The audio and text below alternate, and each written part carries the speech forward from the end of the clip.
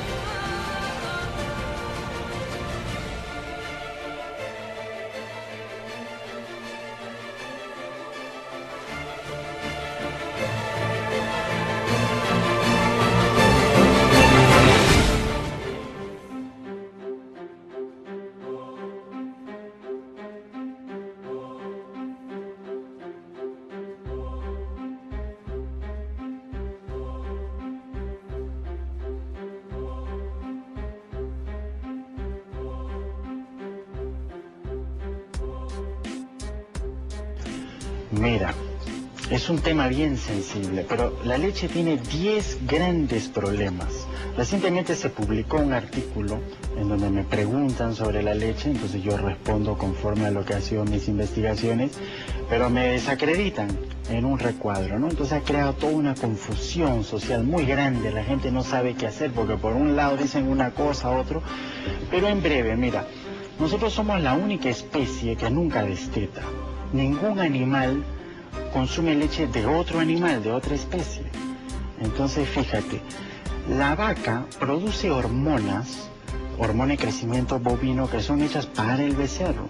Pero estas hormonas en nosotros nos crea una serie de desarreglos hormonales. Por ejemplo, nos cae quistes al ovario, cáncer de mama, cáncer de próstata, tumores y toda una serie de irregularidades en la menstruación. La leche debe salir de la mujer, nunca debe entrar en la mujer. Eso es un problema. Ahora, esas son las hormonas naturales que tiene la vaca, pero la industria le está poniendo actualmente la somatropina de crecimiento bovino recombinante, que es la lactotropina que se conoce. Eso en todo el Perú se está utilizando. Eso incrementa la producción de lacto lechero hasta en un 40%, hace unas ubres gigantescas. Y hace que haya un 75% de mayor contenido de estas hormonas que son las que nos están creando tanto desorden a nosotros, ¿no es cierto? Además de que a las vacas cuando le dan esto les da mastitis. Entonces la respuesta al ganadero es mucho más antibióticos. Entonces estamos recibiendo cantidades de antibióticos, cantidades de hormonas naturales y sintéticas, y esto nos está creando un problema. Los niños, en su investigación, Sacha, de acuerdo a sus investigaciones, ¿a qué edad deberían dejar de tomar leche, de consumir leche? Pues solo deben de tomar leche materna. No hay ninguna necesidad de tomar leche de otras especies de animales, ¿no? Eso es completamente equivocado, no es natural. ¿Y los quesos, que además son muy ricos, por ejemplo? ¿Qué pasa con los quesos? Son muy ricos, pero hay una ubicuidad tal de la leche que no la vamos a poder evitar del todo, ¿no? Pero obligar a los niños a tomar leche, o tener el concepto de que es indispensable, que es una exigencia, eso es completamente equivocado, eso es completamente erróneo, ¿no? Hay madres que dicen, bueno, si toma leche, me conformo, no importa que no coma, pero que tome leche. Ah, bueno, eso es completamente equivocado, eso es a lo que estoy yo opuesto. Mira, la leche, si tú la pasteurizas, le vas a quitar todos los nutrientes, la vas a dejar absolutamente un agua blanca pero sin ningún poder nutritivo. Se pierden las vitaminas, los minerales, se pierde la mitad del calcio que está ahí.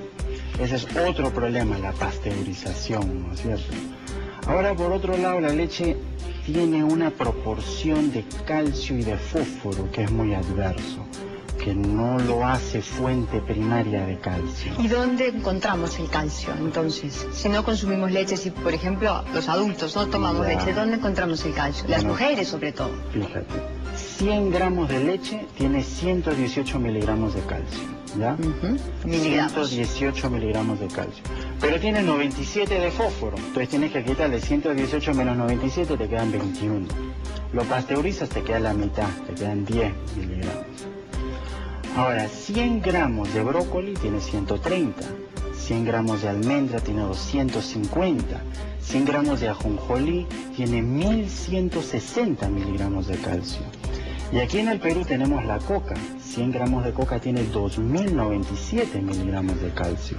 Entonces ahí están nuestras fuentes primarias, están en las verduras verdes, en las almendras, en las oleaginosas, en el ajonjolí, y también mujeres, por ejemplo, mayores con fatiga, cansancio, depresión y osteoporosis pueden beneficiarse con la coca, que es muy energético, que es antidepresivo también.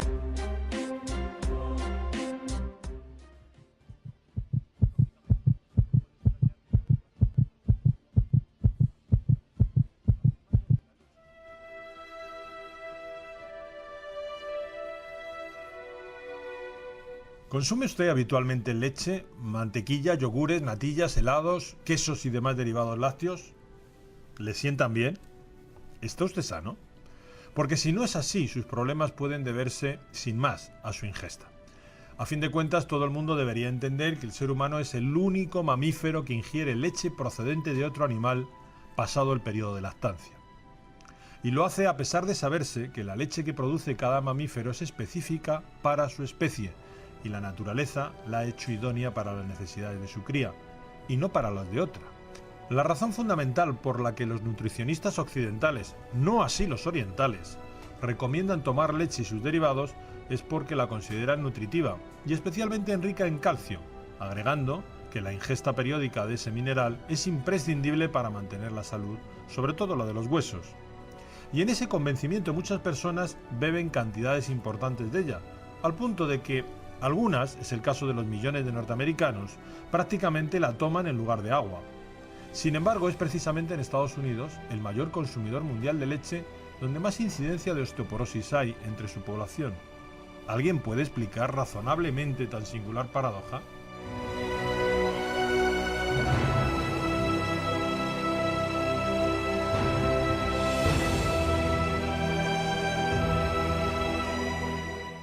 Lógicamente, no puede extrañar que cada vez más expertos hacen su voz abiertamente, afirmando que la leche y sus derivados no solo no son alimentos adecuados para el ser humano, sino que ni siquiera constituyen una buena fuente de calcio.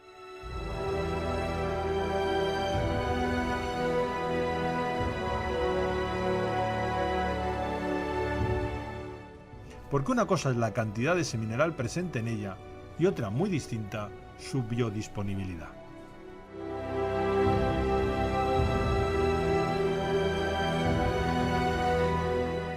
El proyecto Cornell-Oxford China de Nutrición, Salud y Medio Ambiente, que se inició en 1983, con un estudio pormenorizado de los hábitos cotidianos de 6.500 habitantes de 65 provincias dispersas de la China rural, demostró, entre otras cosas, que la leche animal desmineraliza a los adultos. Es decir, se comprobó que las mujeres que no tomaban leche de vaca y su único alimento era el arroz, los vegetales, la soja y sus derivados, no padecían osteoporosis. Y sin embargo, si introducían en la dieta la leche de vaca, sus niveles de calcio bajaban y aumentaban los casos de osteoporosis.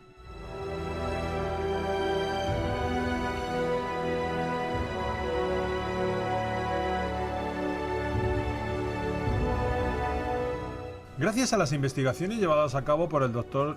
John McDougall, médico nutricionista del Hospital de Santa Elena de Napa, en California, sabemos también que las mujeres de la etnia bantú no toman leche, pero sí calcio procedente de fuentes vegetales, y a pesar de que tienen una media de 10 hijos y los amamantan durante largos periodos, no padecen osteoporosis.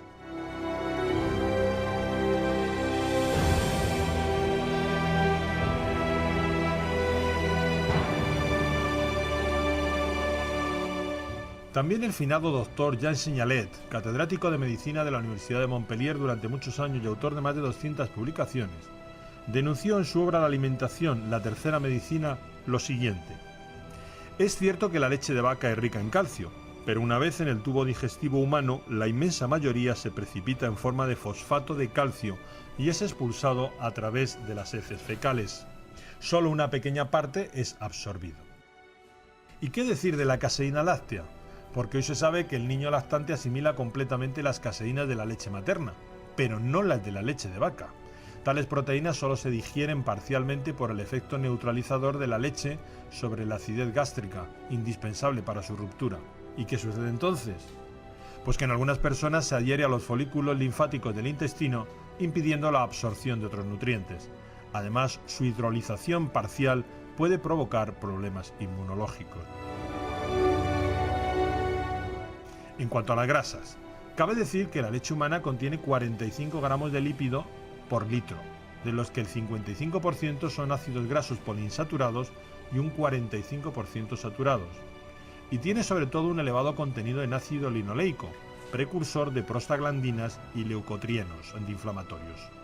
En cambio, la leche de vaca, la más consumida, contiene un 70% de ácidos grasos saturados y un 30% de poliinsaturados, una estructura que favorece la formación de prostaglandinas y leucotrienos inflamatorios. Además, ese 30% de poliinsaturados pierde sus propiedades cuando por efecto del calor, entre 40 y 45 grados centígrados, se desnaturalizan y ya no pueden ser precursores de sustancias antiinflamatorias, por lo que la leche tratada para poder ser consumida es una sustancia 100% inflamatoria. Además, el contenido en colesterol de la leche es superior al de otros alimentos famosos por ser ricos en ese elemento. Conviene saber también que la leche contiene aproximadamente 59 tipos diferentes de hormonas, pituitarias, esteroideas, adrenales, sexuales, etc., siendo las más importantes las hormonas del crecimiento cuya acción, unidas a la riqueza proteica de la leche de la vaca, hacen posible el rápido crecimiento de los terneros, de forma que en breve plazo llegan a doblar su peso. Y es evidente que los humanos no tenemos precisamente esa necesidad. Además, niveles elevados de esa hormona unidos a otros tóxicos se consideran hoy causa de la aparición de diversas enfermedades degenerativas. Debemos añadir que la leche puede además estar contaminada por productos químicos, hormonas, antibióticos, pesticidas, pus procedente de las mastitis tan frecuentes en las vacas ordeñadas permanentemente, virus, bacterias, priones. En suma, ¿puede extrañarle aún a alguien que el consumo de leche y sus derivados se hayan relacionado ya con la anemia ferropénica, con la artritis reumatoidea, la osteoartritis, el asma, el autismo, las cataratas, la colitis ulcerosa, la diabetes mellitus tipo 1, los dolores abdominales, la enfermedad de Crohn, las patologías coronarias, la esclerosis múltiple, el estreñimiento, la fatiga crónica, las fístulas, las fisuras anales, la incontinencia urinaria, las migrañas, los problemas de oídos y garganta, la sinusitis, las reacciones alérgicas, el sangrado gastrointestinal, el síndrome de mala absorción, los trastornos del sueño, las úlceras pépticas, la acidosis, la preeclampsia, la dificultad de aprendizaje en niños, la infertilidad femenina, los linfomas o los cánceres de estómago, mama, ovarios, páncreas, próstata, pulmón y testículos.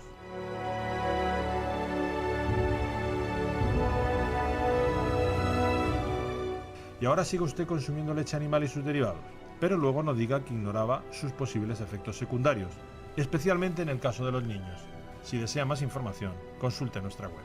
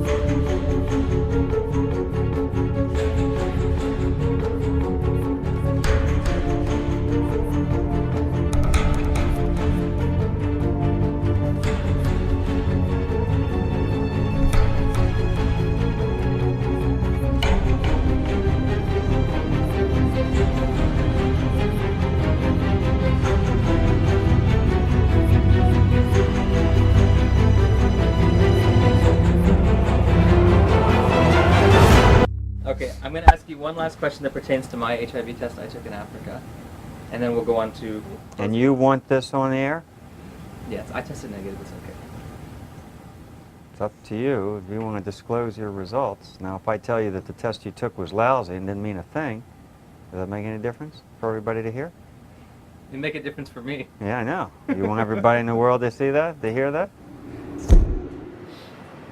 Now, in an effort to make the Western blot a little more specific, why don't they up the criteria from 2 bands to like 4 or 5? I don't think the Western blot is a useful diagnostic test. I don't think it's worth doing. But it's a useful prognostic test. Once you know that someone is infected, then you can follow their antibody response as well with Western blots. It's prognostic. You're looking forwards into how the patient's going to do in the future in a prognostic test. Diagnostics say, is the patient infected or not? You don't need a Western blot. And it's become a dogma in HIV research that you need one ELISA followed by a Western. You don't. You need 2 different kinds of ELISAs made in 2 different formats. Western blots have been sort of promoted into some sort of holy grail.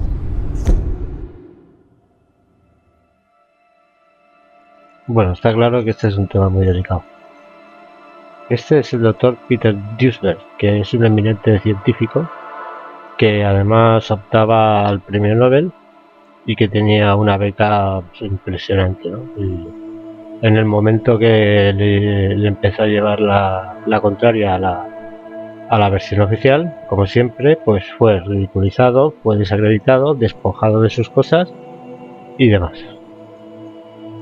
Esto que veis aquí es una lista de científicos que apoyan a este doctor y que, bueno, como veréis, son unos cuantos, entre los que hay 3 premios Nobel y además la pongo por si queréis comprobar datos, lo que sea, le podéis poner la pausa y verlo y tal, porque luego podremos comprobar que todas estas teorías, especialmente la del doctor Peter Duesberg, están más documentadas que el propio virus del SIDA, vaya. No pensaba tratar este tema debido a que, bueno, esto ya no es que le hayan expropiado la casa a nadie o tal, estos son prácticamente ya asesinatos, no sé, en el más amplio sentido de la palabra, ¿no? Y entonces, claro, pensaba, digo, puede haber víctimas, o sea, familiares de víctimas, incluso víctimas, vaya, que lo vean y claro, no me parecía bien, pero es que lo que he pensado es que no, es que esto está muy claro y lo que conviene es que lo vean. El derecho que no se va a poder negar es que sepan la verdad, vaya, y yo estoy completamente convencido de que es esta. Mirad, Alfredo Envid, por ejemplo, es una de estas personas que, bueno, en primer lugar, conoce personalmente a la mayoría de los implicados. En segundo lugar, es el rigor con patas, o sea, no dice nada que no esté perfectamente documentado. Y en tercer lugar, se nota que no tiene intereses económicos ni nada detrás de esto, o sea que está bastante claro. Soy Alfredo Envid y soy el coordinador de una asociación que se llama Asociación de Medicinas Complementarias. Entre otras cosas, hacemos una revista desde mediados de los años 80. A principios de los 90 recibí un artículo que me mandó un enfermo suizo, firmado por el doctor Peter Duesberg. Y me quedé muy sorprendido, porque Duesberg decía sobre el SIDA todo lo contrario de lo que nos habían enseñado. Lo leí varias veces,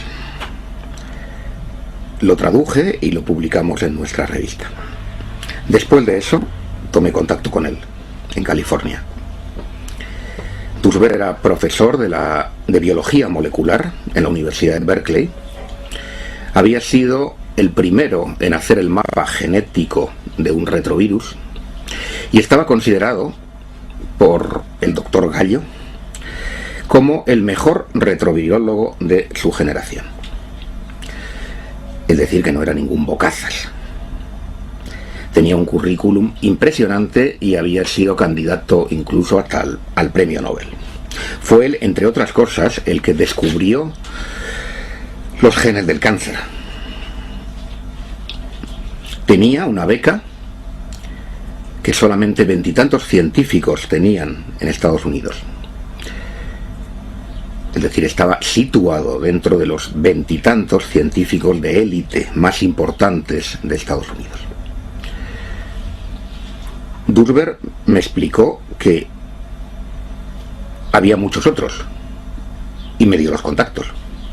Había un grupo que se llamaba Rethinking AIDS, que se acababa de formar en ese momento, que agrupaba decenas de científicos del más alto nivel de la ciencia oficial, de la ciencia más ortodoxa, que decían que todo lo que se había dicho sobre el SIDA era falso. Así que me lo tomé en serio. No se trataba ya solamente de un artículo, sino que hicimos un monográfico entero de 400 páginas y organizamos un congreso en Barcelona.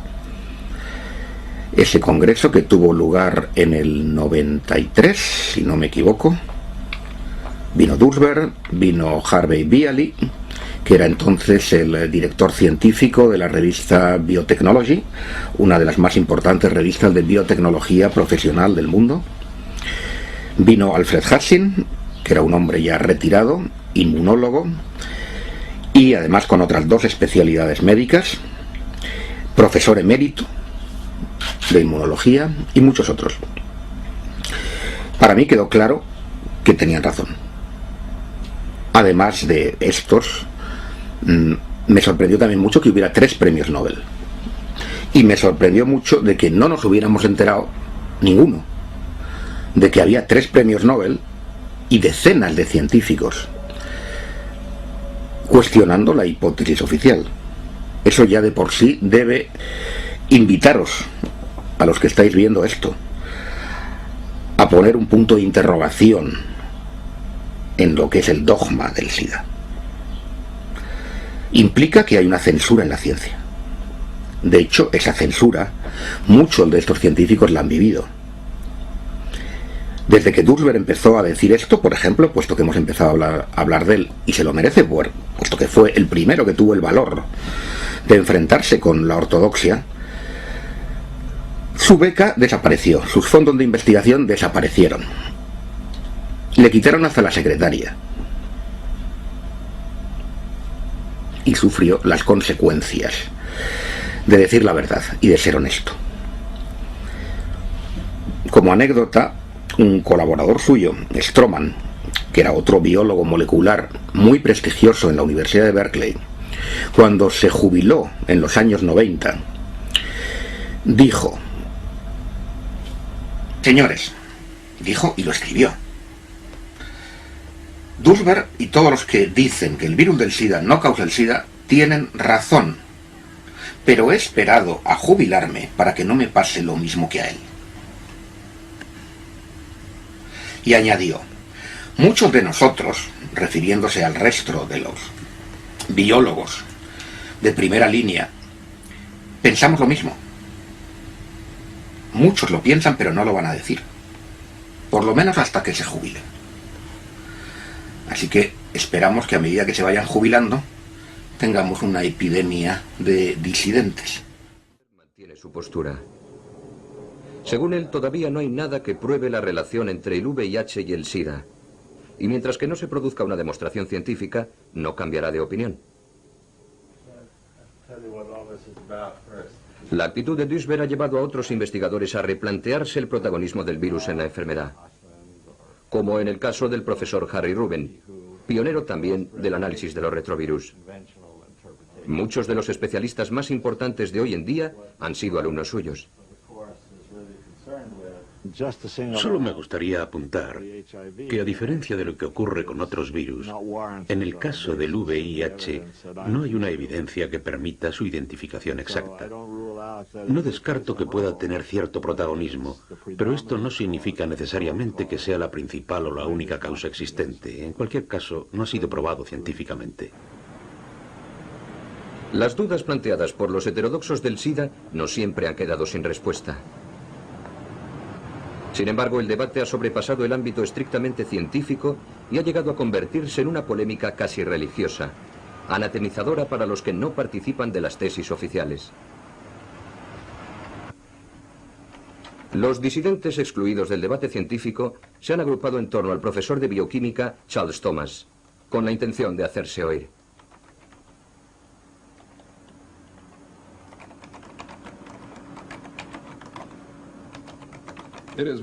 La opinión generalizada entre la gente es que el causante del SIDA es un retrovirus conocido por VIH. Sin embargo, muchos científicos biomédicos ponen en duda esta hipótesis. Nosotros proponemos que un grupo de científicos independientes pondere de manera exhaustiva todas las pruebas existentes a favor y en contra de esta posibilidad. También proponemos que se efectúen estudios epidemiológicos críticos. Hemos enviado nuestra propuesta a varias publicaciones científicas, pero ninguna la ha publicado, a pesar de que iba avalada por la firma de casi un centenar de prestigiosos investigadores.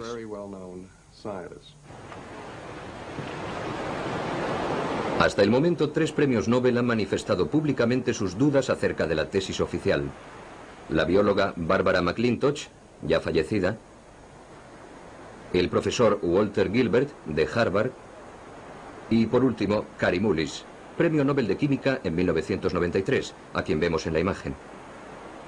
Actualmente reside en San Diego, en la costa de California.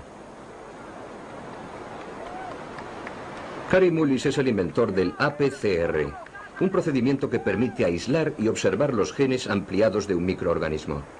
Este descubrimiento ha revolucionado el trabajo de los científicos en todos los laboratorios del mundo y se ha convertido en un instrumento valiosísimo en la investigación sobre el SIDA, lo que ha llevado a Mullis a profundizar en este tema y a poner en duda determinados aspectos incuestionados hasta ahora.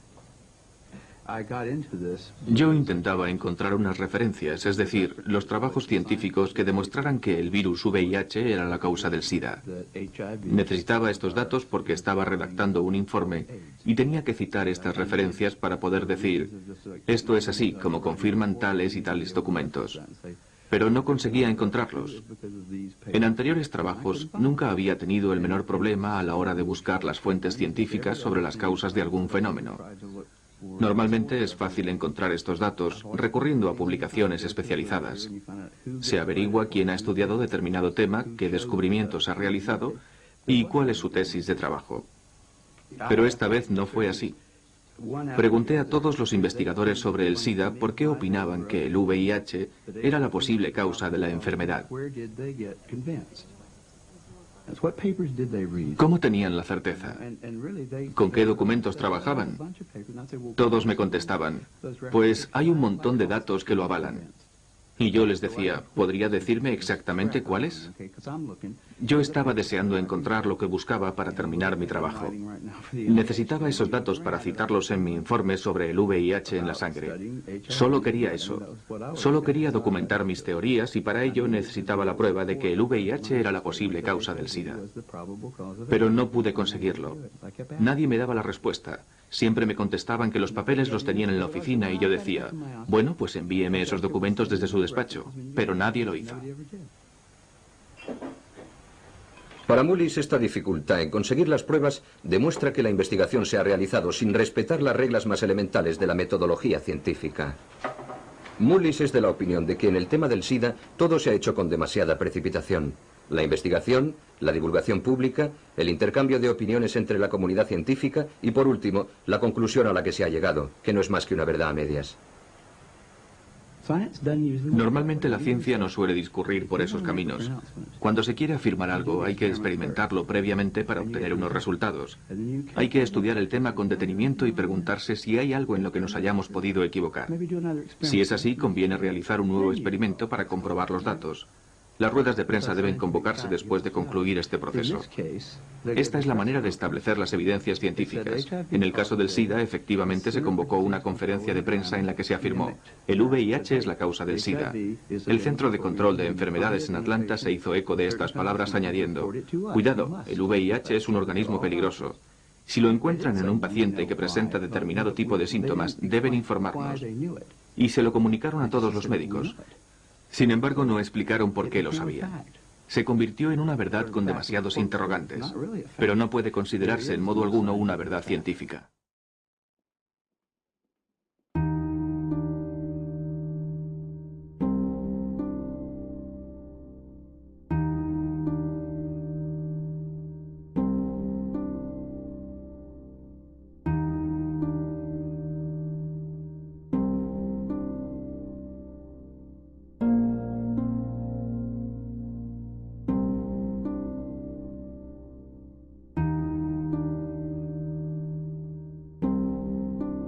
¿Es el SIDA una enfermedad o es un montaje a desmantelar? Según Lluís Botines, investigador independiente, el engranaje VIH-Sida se basa en medio centenar de afirmaciones nunca demostradas. Durante 30 años, docenas de miles de científicos, médicos y organismos oficiales que apoyan la versión oficial han ido creando una compleja y densa telaraña donde están presas las personas etiquetadas de SIDA e indirectamente toda la humanidad. Lluís Botines aporta datos, argumentos, análisis y documentos desconocidos por la inmensa mayoría de la población mundial. Pretende terminar con la ya insostenible versión oficial y sacar el tema SIDA del campo científico-médico para situarlo definitivamente en el campo delictivo criminal.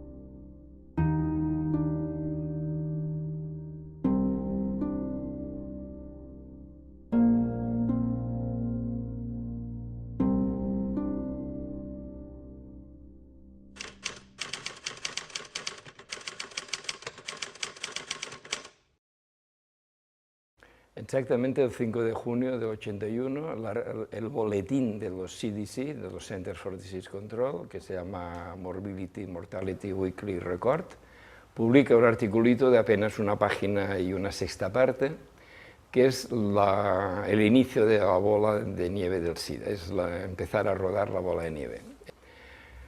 Este artículo lo publican los CDC con una nota editorial que es casi tan larga como el artículo y en el cual, o por casualidad o ya intencionadamente, se orienta a que algo se está contagiando en las relaciones entre homosexuales. Y nada da pie a esta sospecha o esta orientación que se lanza en la nota editorial, porque justamente el doctor Gottlieb en su articulito deja muy claro que estos 5 homosexuales no se conocían entre sí, ni se habían encontrado relaciones comunes, amistades comunes entre ellos. Por tanto, ¿cómo se podía estar transmitiendo algo entre homosexuales que ni siquiera se conocían? Al mes siguiente aparece otro artículo, también en la misma revista, hablando de sarcoma de Kaposi en homosexuales, y a partir de ahí ya se consolida que algo está arrasando entre homosexuales, y esto es lo que es esta primera mentira, la que va a exigir después todas las posteriores mentiras. La primera mentira es que algo contagioso, por tanto gérmico, se está contagiando entre homosexuales y que se caracteriza por una inmunodeficiencia y, o casualidad, desde casi el primer momento se presenta esta cosa nueva que no se sabe qué es, se la presenta como inevitablemente mortal. Esto ya nos tendría que haber hecho sospechar entonces, pero mucho más ahora de que estábamos en presencia de un montaje, porque si realmente aparece algo nuevo, hay que hacer un seguimiento durante 6, 12, 18, 24 meses de las personas infectadas que lleguen al hospital, y si todas mueren, se llega a la conclusión de que esto es inevitablemente mortal, pero no se puede estar partiendo de que es inevitablemente mortal.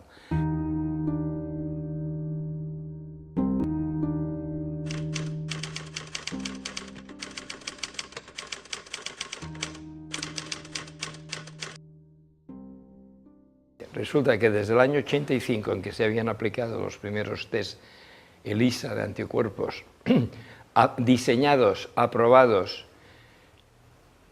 para no diagnosticar infección por VIH, sino para hacer screening de muestras de sangre, es decir, para hacer cribado de muestras de sangre, pero no fueron aprobados, ni que yo sepa posteriormente han sido aprobados, ni siquiera diseñados y fabricados, test para diagnosticar infección por VIH. Y desde el 85 hasta el 14 de junio al 14 de agosto del 87, las guidelines de los CDC, cuando hablaban de los test, acababan todas diciendo falta ver cuál es el significado de dar positivo a los test del SIDA. A partir de esta fecha se dice que significa infección activa por VIH, pero es interesante que no aportan ningún artículo, ningún estudio, ningún experimento, nada nuevo que permita esta afirmación, que son tan conscientes de que es falsa, de que es un engaño más, que es una parte del engranaje, que añaden a continuación, incluso si los síntomas de la enfermedad tardan años en manifestarse. Aunque parezca mentira, nunca se ha demostrado, aun suponiendo que existiera el virus, que dar positivo a los test de SIDA signifique estar infectado por VIH. Los propios fabricantes informan que actualmente no está reconocido criterio alguno para establecer la presencia o ausencia de anticuerpos del VIH en la sangre humana. Además, están documentadas 67 circunstancias por las cuales el resultado puede ser positivo, como por ejemplo, haber tenido hepatitis B, gripe, herpes o haber dado a luz recientemente. Y por si fuera poco, los criterios para dictaminar positivo cambian de un país a otro, de una institución a otra, de una marca a otra. Por estas y otras razones, lo más lógico sería que estos test fueran prohibidos y que se estableciera una moratoria inmediata a su aplicación. Lo que puedo afirmar es que son los test del SIDA los que fabrican personas supuestamente infectadas por el VIH. Es decir, si quien le dice a la persona que da positivo se cree, y la persona, lógicamente, porque se lo dice el especialista, también acepta que está infectada por el VIH porque ha dado positivo el test, a partir de este momento esta persona empieza a tener graves complicaciones, tanto psicológicas, de miedo a la muerte, de marginación social, de relación con los demás, y encima, confiando en los médicos, pues empezará a tomar los venenos quimioterápicos, bien presentados como anti-VIH, bien presentados como preventivos. En tiempos del montaje SIDA, dar sangre, dar semen, dar óvulos es una práctica de riesgo, porque pueden recibir a los 10 días un comunicado: por favor, pase urgentemente a hablar con nosotros, tenemos algo importante que decirle. Y cuando el donante de sangre, para tomar este ejemplo, se presenta, pues dice: mire, lo sentimos mucho, pero ha dado positivo desde el SIDA. Entonces, si esta persona no tiene la información que ahora está circulando, y que este reportaje ayudará a llegar más lejos, pues la persona se le hunde el mundo, se margina socialmente, se deja envenenar farmacológicamente, pues un mal futuro va a tener. Investigando sobre los test en Internet, nos hemos encontrado sorpresivamente que era muy fácil comprar uno. Así que por 21 € hemos hecho una compra online y en 2 días ha llegado un sobre procedente de Ámsterdam. ¿Contendría esto realmente una prueba para saber si alguien tiene SIDA? ¿Tan fácil es saber si alguien tiene una enfermedad infectocontagiosa de transmisión sexual y muchas veces mortal? Parece realmente increíble. Sorpresivamente, la información sobre el test viene solo en inglés, a pesar de que la tienda online era española. Las indicaciones dicen claramente que es un test rápido, para detectar en 5 minutos la presencia del VIH y que el VIH causa el SIDA. 1 raya, negativo. 2 rayas, positivo. Ninguna raya, inválido. Nos aconsejan que si el resultado es positivo, vayamos al médico inmediatamente. Así que decidimos seguir el protocolo. Afortunadamente, las instrucciones de uso sí están en español.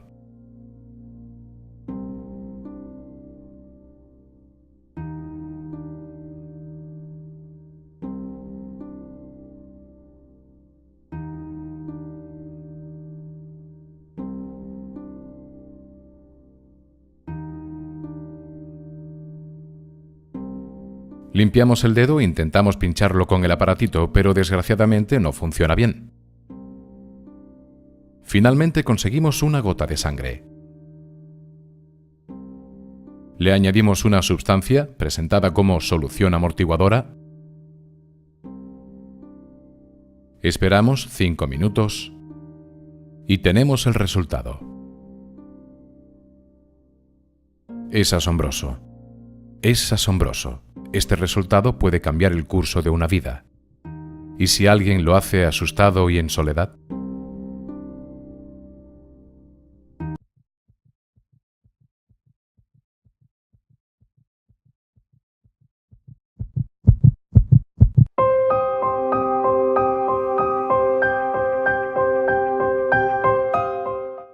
Hola a todos. En 1981, una empleada del Centro para el Control de Enfermedades de Atlanta, en Estados Unidos, se sorprendió del repentino aumento de petición de un fármaco poco corriente que se usaba para tratar una rara neumonía.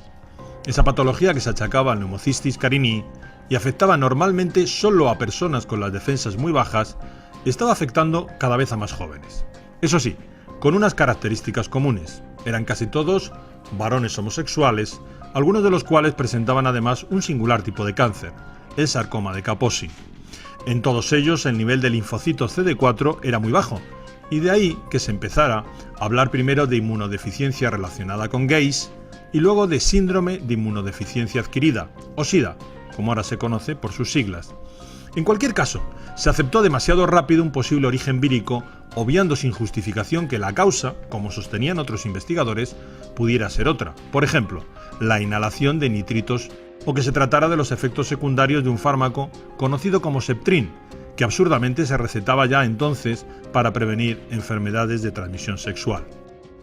Fue entonces cuando dos investigadores afirmaron, con apenas un año de diferencia, haber descubierto la causa. Se trataba de un virus que afectaba al sistema inmune, haciendo que bajaran las defensas naturales del organismo, y de ahí que se le bautizara como virus de la inmunodeficiencia humana, el tristemente famoso VIH por sus siglas. Uno de ellos fue el francés Luc Montagnier, investigador del prestigioso Instituto Pasteur, y el otro, el norteamericano Robert Gallo, que trabajaba entonces en el Laboratorio de Biología Celular de Tumores del Instituto Nacional del Cáncer de los Estados Unidos. Y en 1984 se hizo oficial a nivel mundial que el VIH era la causa del SIDA. Curiosamente, en los primeros años el SIDA solo apareció en Occidente, y entre los denominados grupos de riesgo, ya saben, drogadictos, varones, homosexuales y bisexuales, hemofílicos, receptores de transfusiones sanguíneas y hemoderivados, y con el tiempo en los hijos de los infectados. Pero pasado el tiempo empezó a contagiar, o eso dicen, a todo tipo de personas de los 5 continentes, incluidas las heterosexuales, calculándose que hoy se infectan más de 15.000 personas diarias, y hay ya más de 33 millones de infectados, las 2/3 partes en África según las cifras oficiales.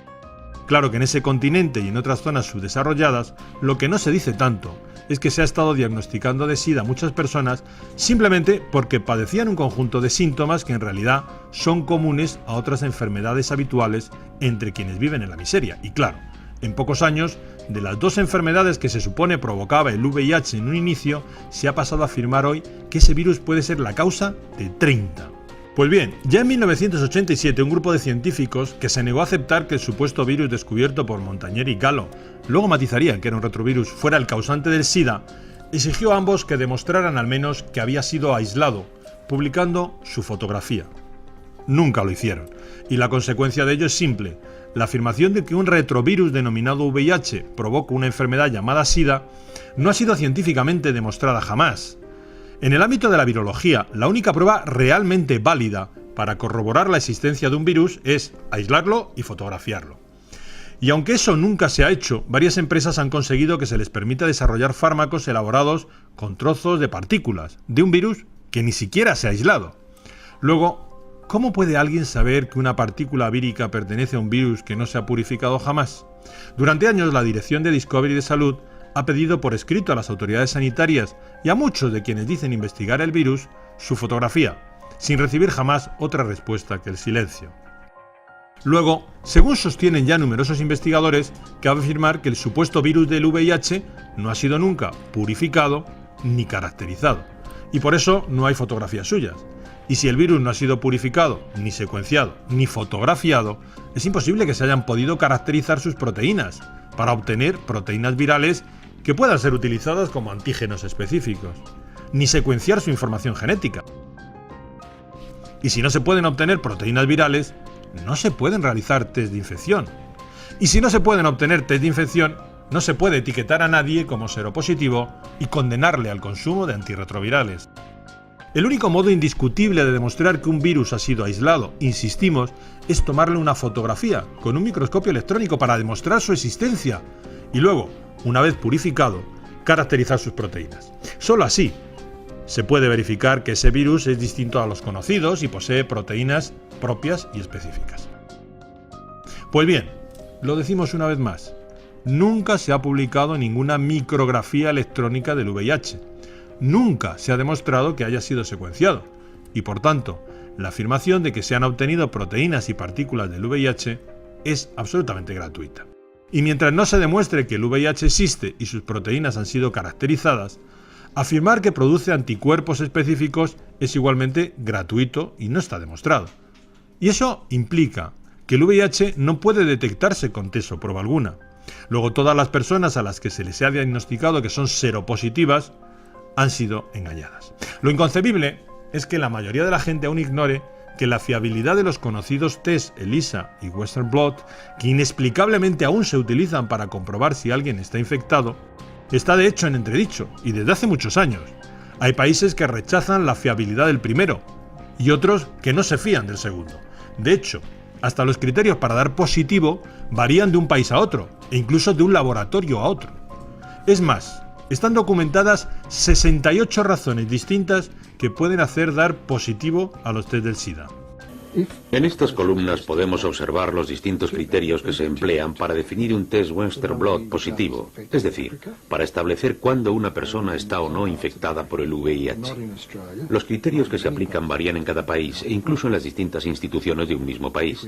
Si aparecen dos bandas negras en el test de un paciente, sería considerado seropositivo en África y en algunos estados de Norteamérica, pero no lo sería en Australia, ni en otros estados americanos ni en Francia. Si aparece una tercera banda, una P24, no será considerado seropositivo en Australia, ni en muchas partes de América ni en Francia. Si aparecen 4 bandas, tampoco se les considera infectados por el VIH ni en Australia ni en Francia. No puede considerarse infectada a una persona aquí y allí no. O se está infectado por el virus o no se está. Con estos criterios no vamos a ningún lado. Los propios fabricantes de los tests advierten de que no sirven para diagnosticar la infección por VIH. Y tampoco sirve medir la carga viral de los enfermos con la técnica PCR desarrollada por el premio Nobel Kary Mullis, al no tener la información genética del supuesto virus. Sin tenerla, ni siquiera se pueden detectar fragmentos de esa información en la sangre del paciente. El propio Mullis lo ha denunciado públicamente y reiteradamente sin que nadie quiera escucharlo. De hecho, cada vez es más común que los pacientes oficialmente tratados mueran con una carga viral indetectable.